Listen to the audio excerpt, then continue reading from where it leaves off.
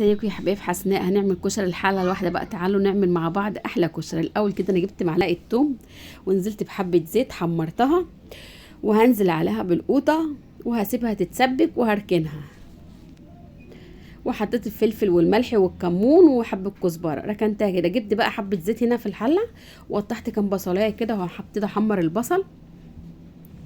اتحمر البصل شلته حطيته على مناديل، ونزلت بالشعريه حمرت الشعريه، نزلت بمكرونه يعني مكرونه كده معوجه صغيره ونوع مكرونه تاني، ونزلت بالعدس وكل حاجه هقلبها كده لما تاخد تنشيفه حلوه. ونزلت بالرز برضو هقلبه لما ياخد تنشيفه، وحطيت له الملح بتاعه. وطبعا انا غاليه كانت الميه، لازم تحطوا ميه سخنه عشان طبعا الحاجه دي بتبقى كتيره في حله واحده، فلازم ميه تساعد. الرز بقى انا بوريكم هنا الكشري، بصوا قد ايه مفرفر وجميل بصراحة. ربنا كان نفسي لكل اللي يتفرج على الكشري ده ابعت له طبق، لانه طعمه مسكر كده وحاجة عسل. كان عندي بقى من مرة قبل كده حبة حمص شايلهم في الفريزر،